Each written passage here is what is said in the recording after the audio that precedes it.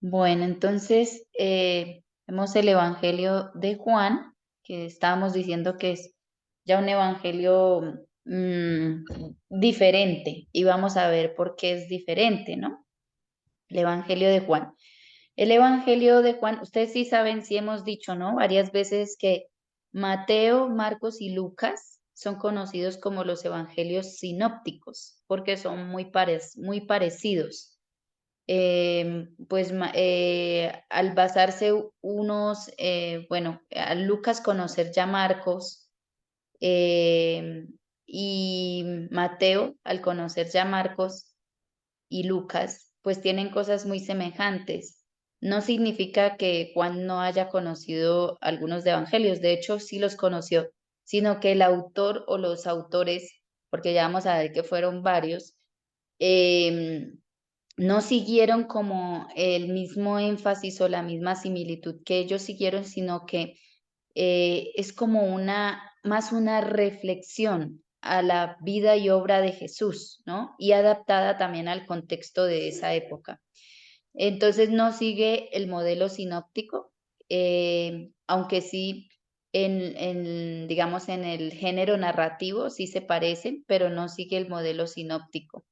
Incorpora otras tradiciones, presenta el significado del ministerio de Jesús de una forma diferente. El Evangelio tiene una evolución. Fue predicación primero, después fueron escritos narrativos, después fueron cartas, también fueron cartas. De hecho, ustedes han escuchado hablar de las cartas de San Juan, pues el Evangelio y las cartas de Juan fueron uno solo. Después, así como les había dicho que Lucas y Hechos de los Apóstoles fueron una sola obra o son una sola obra, el hecho de que se hayan separado en el canon no quiere decir que no sigan siendo una sola obra, pues igual el Evangelio de Juan con las cartas de Juan eran uno solo. Después se hace esa separación, por un lado el Evangelio y por otro lado las cartas de Juan. Y este Evangelio tiene unas etapas, como 3 ediciones. Primero se hicieron unas composiciones breves. Después a esas composiciones breves se les añadió la biografía de Jesús. Y después, teniendo en cuenta estas composiciones breves y la biografía, se completa y se añaden comentarios y un epílogo que aparece al final del Evangelio y que completa esta parte. Entonces fueron 3 ediciones en diferentes momentos, y esos momentos, el momento de una a otra pudieron haber sido años enteros, ¿no? Entonces no podemos pensar que fue solo una obra que se escribió en un momento, sino que se editó en 3 momentos, se le agregaron como 3 partes en diferentes momentos y por diferentes autores. Por eso no es solo un autor. Ya en los otros evangelios decíamos que pues se le atribuye a un autor el evangelio, el que escribe, el que escribe, pero detrás del que escribe hay toda una comunidad, hay varios autores. Pero en Juan sí es súper evidente esto, o sea, es muy evidente porque no sigue una misma, o sea, presenta como varias discordancias, no sigue un mismo modelo, se nota que fueron varios los que escribieron, varias ediciones en diferentes momentos, en diferentes contextos, por ejemplo, cada parte fue escrita en un contexto diferente, con una problemática diferente. Por eso es que es curioso el Evangelio de Juan y a veces como complicado de entender. Las fuentes que utilizó Juan fueron fuentes comunes, como por ejemplo, comunes a los otros evangelios como Marcos y el documento Q, que lo habían utilizado ya Mateo y Lucas, ¿no?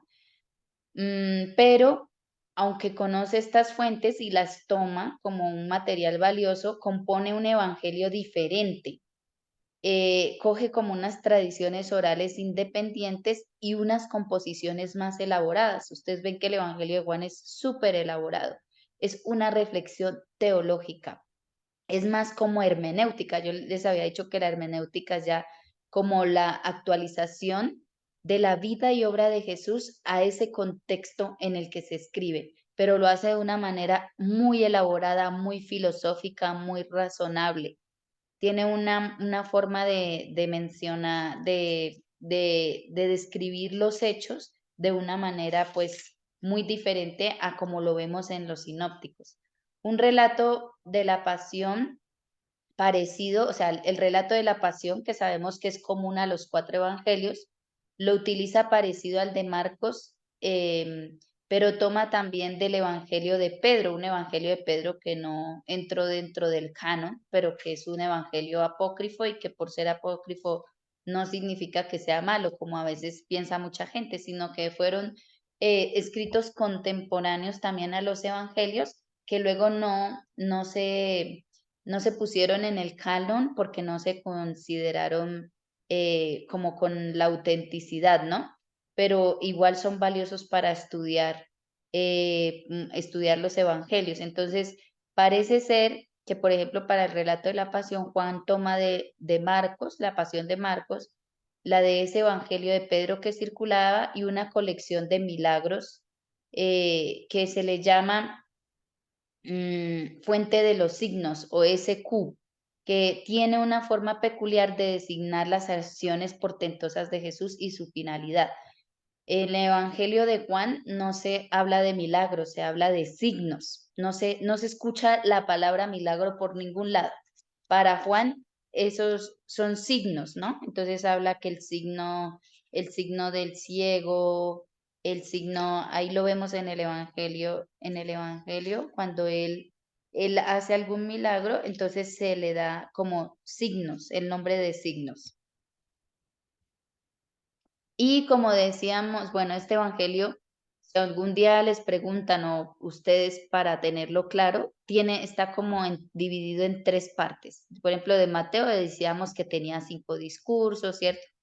El evangelio de Juan tiene primero los orígenes de Jesús, desde Juan 1:18, que es lo que es el famoso prólogo de Juan, que es en el principio existía la palabra estaba junto a Dios, pero mire que Juan ya no habla de los orígenes de Jesús narrando cómo nació, por ejemplo, como Lucas o la visita de los magos, la anunciación, sino narra cómo Jesús como palabra estaba en el Génesis cuando Dios crea el mundo, en el principio era la palabra, era el logos que estaba junto a Dios, ¿sí? Se remonta al inicio de la humanidad, cómo Jesús estaba y era uno solo con el Dios creador, ¿no?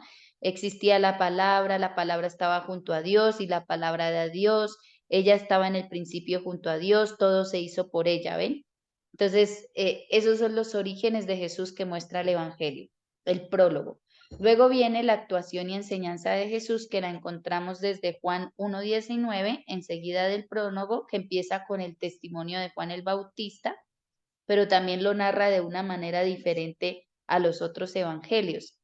Y eso va hasta el capítulo 12, versículo 50, que termina con ya en el 12:50 encontramos el 12:50 ya es la parte de una conclusión sobre la incredulidad de los judíos. Y yo sé que sus mandato es vida eterna, por eso lo que yo hablo es lo que el Padre me ha dicho a mí.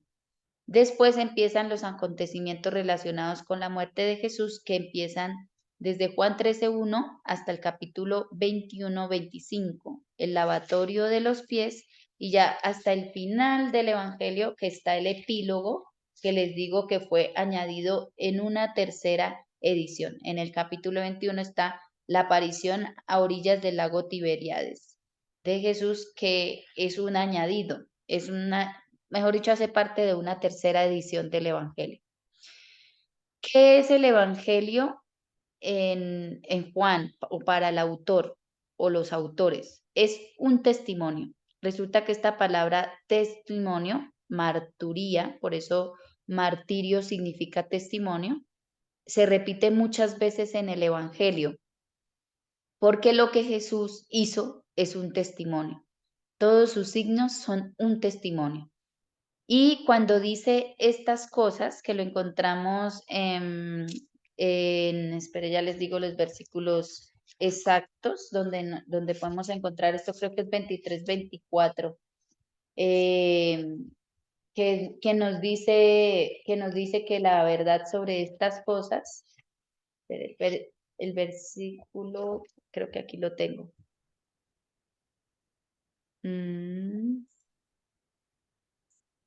A ver, Buenas noches. pensaba que lo había puesto y no lo 21-24 es. Entonces allá las invito a que busquen 21-24, porque ese versículo es muy valioso.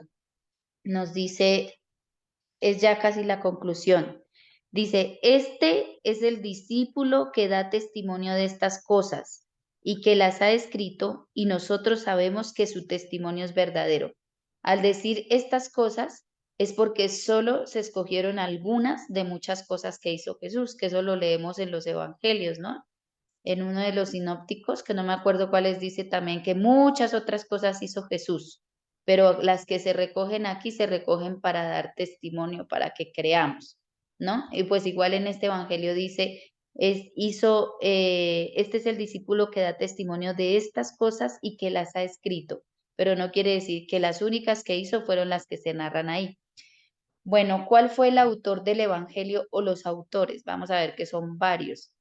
En Juan 1:24, 21:24, que fue el que acabamos de leer, se nos dice que es un discípulo que da testimonio verdadero de estas cosas, fruto del testimonio del discípulo amado, porque se habla del discípulo amado.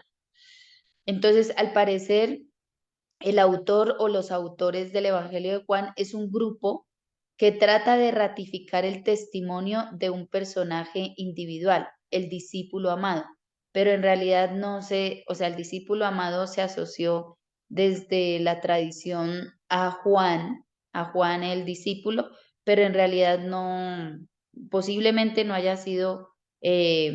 no haya sido Juan, ¿no? Por la época en que se escribe el Evangelio, muy seguramente ya pues Juan ni existía, pero sí seguramente unas personas que se les llama la comunidad joánica, ¿no?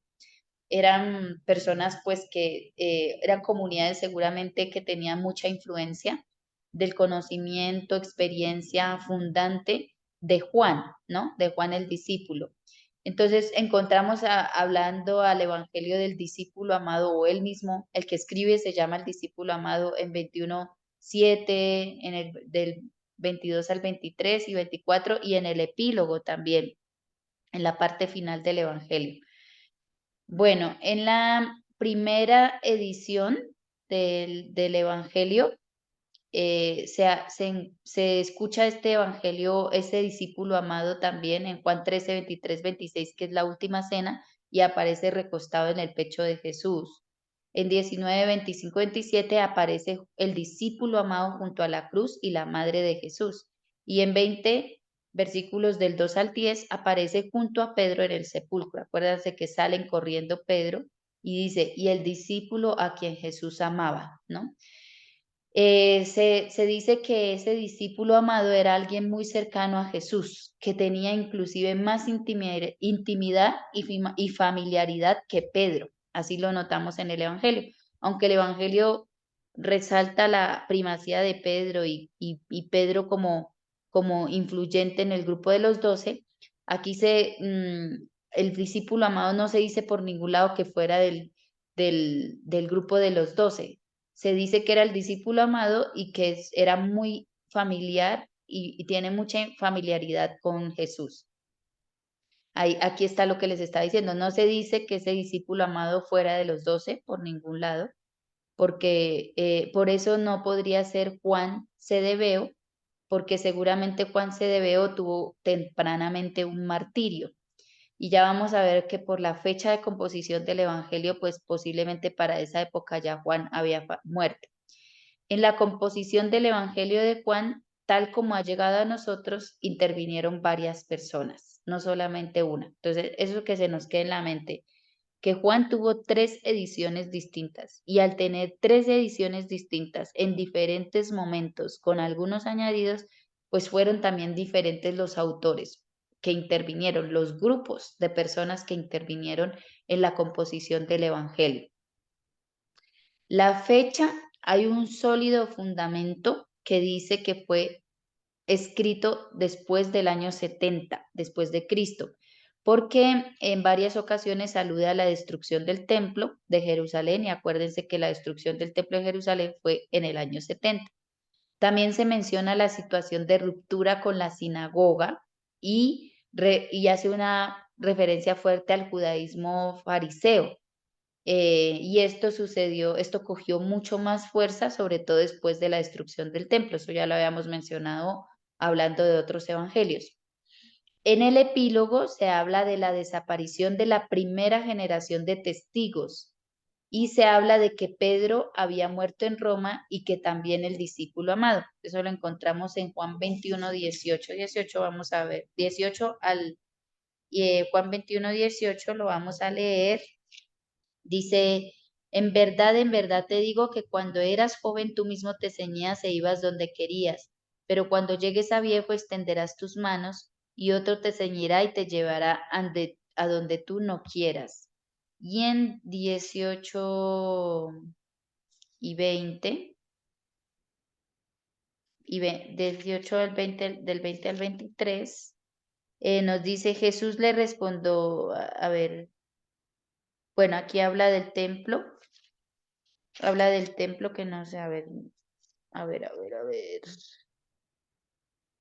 Pedro se volvió y vio que le seguía el discípulo a quien Jesús amaba, que además durante la cena se había recostado en su pecho y le había preguntado, Señor, ¿quién es el que te va a entregar?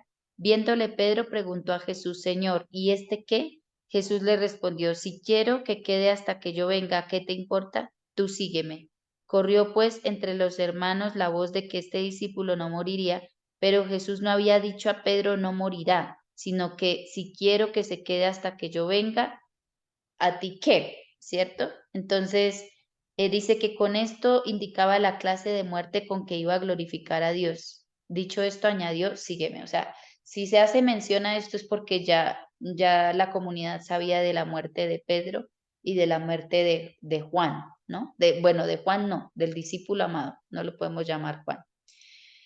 Y hay otro sólido fundamento, o sea, de que fue escrito después del año 70, fue escrito después del año 70 y antes del año 125 después de Cristo también, porque el manuscrito más antiguo de este Evangelio de Juan es el Pergamino 52 y data del año 125 después de Cristo, el Pergamino 52.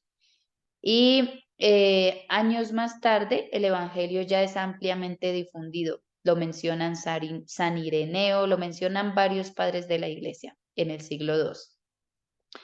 Por lo tanto, la deducción de la fecha es la siguiente, que el Evangelio fue compuesto 1 o 2 décadas después del 70 antes de Cristo y 1 o 2 décadas antes del año 125, es decir, durante el tránsito del siglo I y siglo II, más o menos en el año 100 pasadito o antes de el 100, pero más o menos fue en esas épocas. Los destinatarios fue escrito para creyentes cristianos, tanto judíos convertidos al cristianismo, paganos convertidos al cristianismo y también cristianos de segunda generación, que eso recordemos que ya eran hijos de personas que se habían convertido al cristianismo. Los que provenían de Juan, también los que tenían en alta consideración a Juan. Ahí es lo que estábamos diciendo, que finalmente cada apóstol se fue a fundar comunidades por diferentes lugares, ¿no? Por ejemplo, se habla de que Santiago fue a fundar a España, por eso allá están los restos en Santiago de Compostela. Entonces, pues aquí también había una comunidad joánica, una comunidad que había recibido ampliamente el testimonio de Juan a través de la tradición oral y lo tenían en alta consideración. Por eso también, pues la tradición no en vano le da la autoría a Juan el apóstol, ¿no? En cuanto a la visión teológica, esperemos que pase el avión, un momento.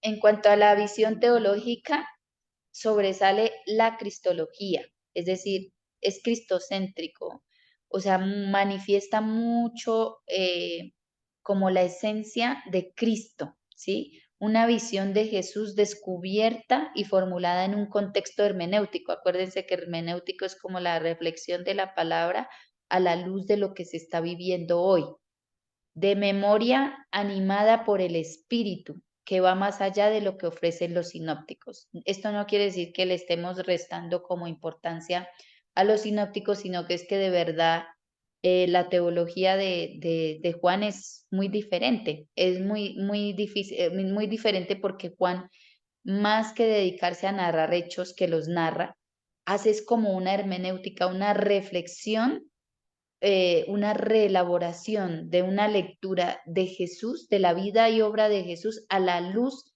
del hoy. Hace una reflexión teológica, cristológica. Pero no solamente en cuanto a lo cristológico, sino también a la neumatología, que es la ciencia del espíritu, la escatología, que es como la teología del fin de los tiempos, y la ética cristiana. Esta forma de elaborar teología de Juan solo es comparable con las cartas de Pablo, pero tanto el uno como el otro, tanto Pablo como Juan, buscan formular de una manera novedosa la fe en Jesús, lo hacen de una manera nueva y creativa. Los, tanto el uno como el otro, por caminos distintos, elaboran una teología muy original y muy profunda. Eso es como el aporte teológico. Pero entonces ya vamos, les voy a enseñar, bueno, esta teología joánica pasa a ser aporte al cristianismo naciente y patrimonio de la Iglesia, también gracias a la audacia del redactor final, que incluye en el Evangelio aportaciones de diversos grupos y el epílogo, guía de Pedro, que el epílogo hace énfasis en la guía de Pedro en la comunidad y la función del discípulo amado. Entonces miren cómo desde los inicios Juan, gracias a su rica teología, es un aporte al cristianismo naciente muy fuerte y al patrimonio de la Iglesia. Su aporte fue decisivo en la formulación de la fe católica en los primeros concilios ecuménicos. O sea, es que fue una reflexión teológica tan profunda que de hecho muchas de las verdades de la Iglesia, dogmas, pues están basados en el Evangelio de Juan, porque ya es una profunda reflexión teológica de la vida de Jesús. Da unos aportes increíbles y muy diferentes a los que habían dado ya pues los sinópticos. Ahora vamos a ver un video, solo que como está a punto de ya creo que acabarse, vamos a finalizar y vamos a volver a entrar, ¿sí? Entonces, para poder ver los videos, pero bueno, les voy a introducir qué hay en los videos. Hasta aquí, hasta el momento, se entiende lo que he dicho, es que Juan es un poco complicado. Sí me hago entender más o menos las diferencias que tienen, ¿no? Con los otros evangelistas. Sí, hermanita, sí lo ha Sí, explicado ¿verdad? bien.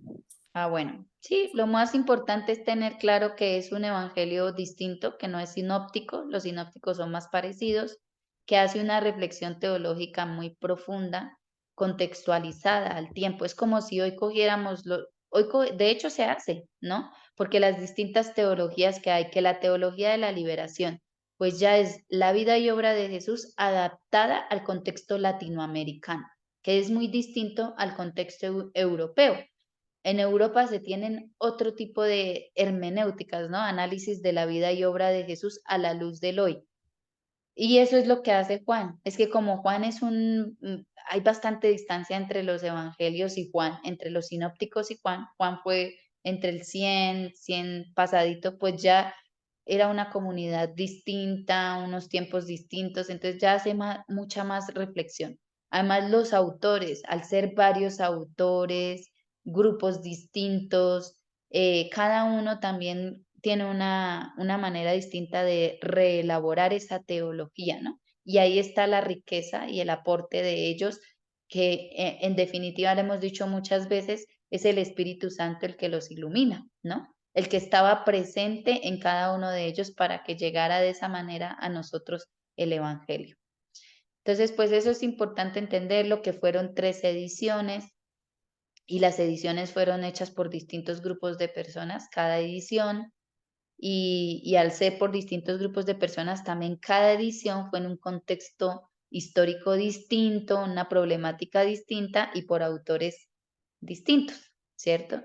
Eso es lo más importante, que los destinatarios eran cristianos judíos convertidos al cristianismo y judíos, porque Juan le hace una crítica fuerte a los judíos por no creer en Jesús, porque dice, ¿cómo así que eran los propios de Jesús? Y no creen, terminan creyendo los paganos, no los propios, ¿no? Entonces, habla muchas veces de la palabra propios de Jesús, la palabra idiom, que lo vamos a ver mañana cuando hagamos el buen pastor. Veamos, hagamos la lección del buen pastor. Como que propio son solamente los judíos, sino que propios en realidad son los que creen en Jesús, le siguen y permanecen en él. Es decir, todo el que crea en Jesús, le siga y permanezca en él, da igual sea pagano o judío, es propio de Jesús, ¿no? Entonces, es muy bonito, pues, esto, ¿no? Que va dirigido a judíos y es una fuerte crítica a los judíos también por no haber creído. O sea, Juan o el autor es escrito en un ambiente hostil, ¿sí? Muy, muy hostil, sobre todo por parte de los judíos que quieren lapidarlo, que lo cuestionan, mejor dicho, en el Evangelio vemos por todos los lados ambiente hostil. El mismo Juan el Bautista predica en un ambiente muy hostil, ¿no? Y por eso, pues a través del Evangelio de Juan también Jesús nos hace una invitación a llegar a predicar a esos ambientes que son hostiles, ¿sí? No tener miedo, porque el mismo Jesús predicó en ambientes hostiles. Bueno, hasta aquí vamos a dejar y ya seguimos con la otra parte.